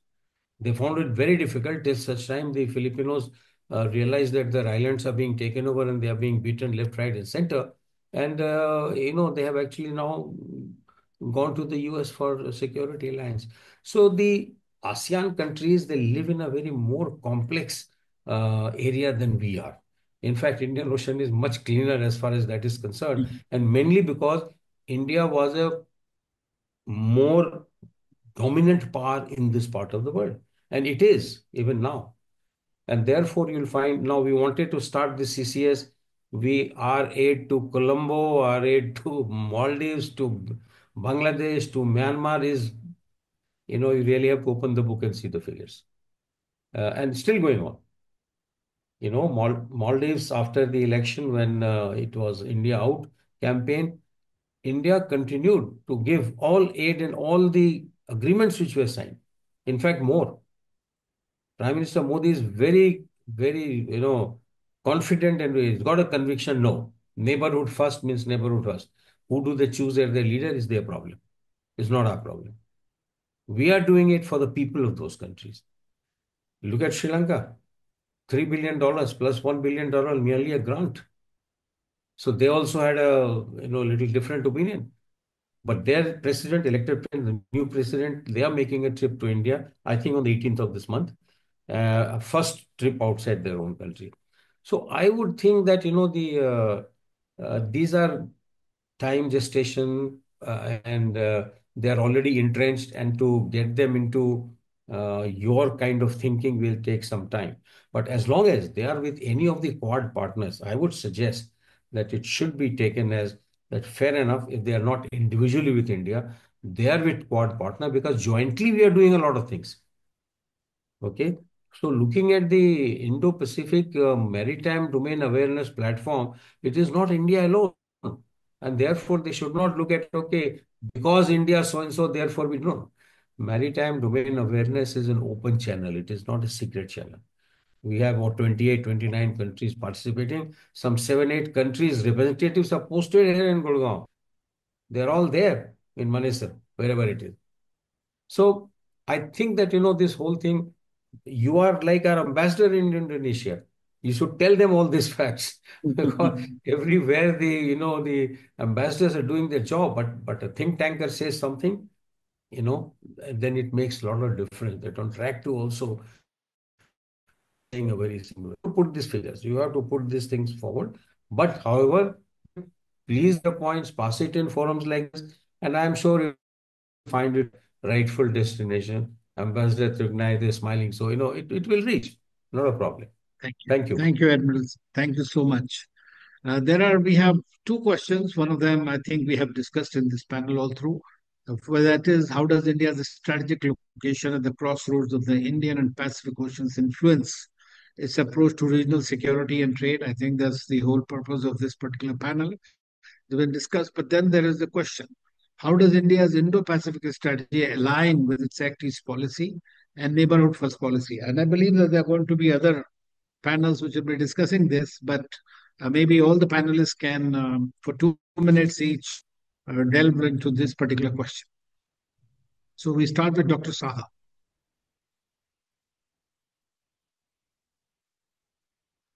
Please, yeah. I'll talk about more on the Act East policy, but I think even in the previous panels, it was very clearly mentioned that we do not, like many other countries, we do not have a policy paper or a focused strategy. When we are talking about the Indo-Pacific, we have Prime Minister Modi's speech at Shangri-La Dialogue. And even in that, I think, and in many platforms, it has been mentioned that the Act East is primarily is what is driving India's Indo-Pacific vision, if I can put it that way.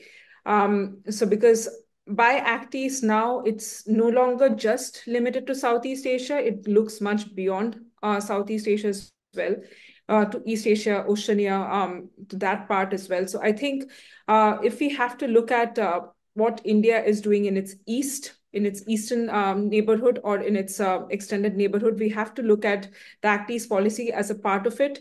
And even if we are because when we are talking about engaging with Quad partners, Act East becomes a very predominant pillar within that engagement as well. So I think when we are talking about the Indo-Pacific, Act East is one of our primary policies if we are looking at it in our eastern neighborhood. And another thing is through Act East, it's not just minilaterals like the Quad. Also, we are looking at engagements in ASEAN and ASEAN-led platforms like the East Asia Summit, for example, which has most of the Indo-Pacific countries is a part of that summit. And India has actively been present in ASEAN-led forum meetings as well. So that also provides like a platform for India's engagement with other Indo-Pacific countries as well. So I think we have to look at it in that context very comprehensively. Initially, yes, Luki started off just as an economic policy, but now it has grown much beyond that. We are looking at strategic defense and security partnership, and as Admiral Sinha was saying, so I think though I did say this, but what I meant to say was right now our engagements have become much more proactive, but very much initially in different phases, in phase 2 and phase 3, we used to do a lot more with countries like Singapore in comparison with other countries. Now we are obviously doing it much more because there's an appetite from those countries as well. But at the same time, that is what I had said, but maybe I should have said it much more clearly. That is why I think when we are talking about Southeast Asia, when we're talking about Act East, that is how also which we need to sort of put forward. And there will be obviously competing notions and them not choosing sides and all of that. But as I said, our strategic autonomy, how we are projecting it is very similar to the way they are projecting it as well. So I think we have to look at those convergences, and I think how India is engaging with countries like Vietnam, Thailand, Philippines, Indonesia now, it has to be looked in the context of its Indo-Pacific engagements. Thank you. Thank you. And Dr. Chadha? Thank you, Ambassador, again for the opportunity. Pretty much on lines of what the previous speaker mentioned, I think Act East policy in that sense forms one basic pillar of how India looks at the wider Indo-Pacific, if we want to talk of it as a geographic construct in that aspect. And Act East, of course, does not only talk about our South Asian neighbors, it also pretty much talks about our Northeast Asian partners, right? So we are talking about Japan, which I expanded on when I talked, and also South Korea. So there are a lot of activities happening if you look at it from India's Eastern Front perspective, wherein India has kind of both broadened the scope of the partnership and also deepened the nature of engagement it has with its Southeast Asian and East Asian neighbors. Kind of also alluding a little bit to what India is doing. I mean, so basically, Act East also allows India to find the perfect partners so as to, let's say, expand the nature of its activities and then sort of form these triangular partnerships, whether it's in Sri Lanka with Japan or whether it's in Bangladesh. So Act East then also becomes this one platform that India can efficiently utilize when it wants to be or play a more proactive role, even within its own strategic neighborhood, so to say, or whether in its immediate neighborhood. But I'd also like to mention one thing, although we've kind of majorly focused on eastern side of this policy, India's Indo-Pacific vision is not limited to just the East. I did talk about how Japan and India were initially planning to collaborate in Africa. So we are talking about those countries that fall towards the Arabian Sea, which I think Commodore Jessing also mentioned in his comments earlier that there was not a lot of focus. Well, I mean, it just depends on India. I mean, just like India has an Act East policy, it does have a link West as well. So it just depends on how far and how deep India wants to engage with that region within its Indo-Pacific policy. One reason why it has not been discussed as much is one, because we see initiatives like AAGC or Asia Africa Growth Corridor kind of getting stuck at some point, not really moving forward. The other reason is in a lot of these relationships, India does sometimes tend to, in a way, how do I say, prioritize its bilateral relationships with these countries rather than engaging in with too many nations at the same time. A third reason is if you look at how other countries are looking at Indo-Pacific as a geographic construct, it is very different. Even Japan doesn't, Japanese idea of Indo-Pacific does not entirely, coincide with how India is looking at Indo-Pacific. If you look at how US looks at it, the Arabian Sea is pretty much out of it. However, India can collaborate with other partners such as France. And if you look at French Indo-Pacific policy, it pretty much does include parts of the Arabian Sea. So it is up to India how it wants to engage with other nations within the Indian Ocean, within the Bay of Bengal, or within the Arabian Sea, because the opportunities are in that sense limitless. There is no limit as to India only having to engage with Japan or US if it really wants to be active player in the Indo-Pacific. So there are other nations that are very keen on playing an active role, and India and those nations can actually develop a newer framework to connect, let's say, actually link the West to the larger Indo-Pacific. I'll rest here. Thank you. Thank you, Dr. Chadha. In fact, I've never liked this word linguist. It has, in my view, if this government's one of the success stories in foreign policy, this has been its Act West policy with the Middle East. We can talk about it in greater detail because that's the area I generally follow. Now I request Dr. Bhatt, we have 5 minutes total to close.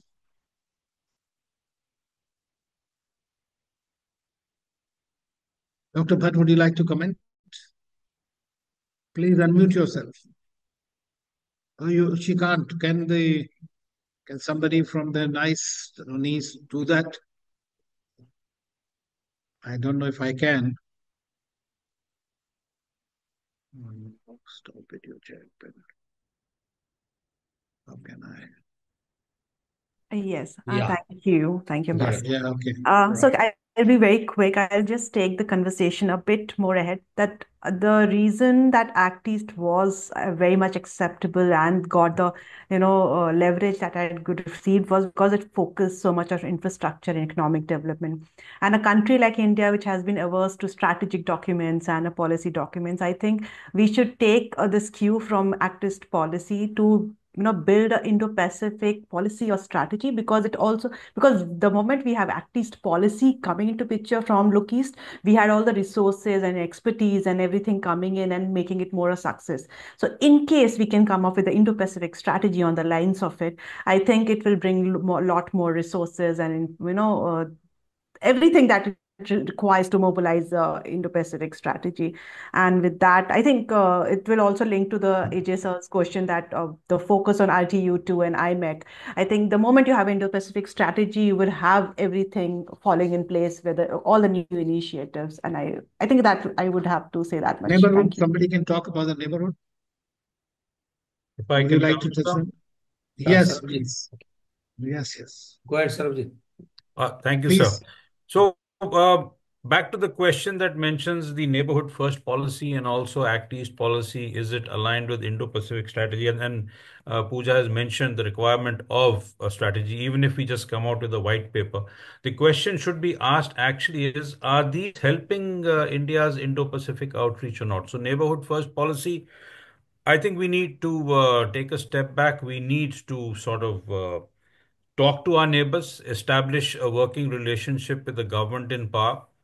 It may not be a friendly government, but the advantage is that you can convert an unfriendly government into a friendly government, and therefore India's position as, if I'm going to use a very rough term, as an economic powerhouse in South Asia. And of course, the fact that the way we dealt with Maldives can also be looked at in a manner of perhaps dealing with Bangladesh or even Myanmar. And so, therefore, we need to give them certain room to maneuver, give them room to maneuver, give them some sort of push, work with them to change their views, especially the anti-India views, and that itself would form the firm base, as I said. So therefore, if we come out with an Indo-Pacific white paper, let's not call it a strategy, and we put all the initiatives that we're looking at, it'll lend clarity and give economy of effort, but we need to look at the neighborhood first. And just a word on what Commodore AJ Singh said is that the Persian Gulf is one region where India is treading with caution because it has relations with almost all the nations who are either adversarial amongst each other or are supporting each other. And to give you one example, is that when we became full members of the Combined Maritime Forces, there was reluctance of participating in the CTF that looked at maritime security in the Persian Gulf. So there are sensitivities there, and that is why the Persian Gulf needs to be looked at separately. We cannot afford to make the mistakes we have done with the neighborhood first policy or even the methodology of engaging the Southeast Asian nations. And because do remember, ASEAN nations have always said, don't force us to take sides. So the question in the Persian Gulf is that are we being forced to take sides? We may have to take. So that will be a considered decision. And the same would run the way nations in Persian Gulf would like to engage India. So I'll pause here. Thank you, sir. Thank you. Thank you, Captain Parmar, for touching upon that issue. I mean, I would like to close by one thing. You see, you can't choose your neighbors. You have to live with them, you have to work with them. And in any country where people appreciate what you're doing, because see, in India cannot do anything about being a big power in the region. So they look up to it. So today the regimes change, they will change their perspectives, and everybody will follow their own strategic autonomy. Eventually, as we have seen what happened with Maldives, Sri Lanka, and others, I think they'll tend to realize once the initial euphoria is over. And then they realize the benefit of India's benign foreign policy approach. And I hope this is for their own national interest. They'll continue to come around and do what is necessary for their own people.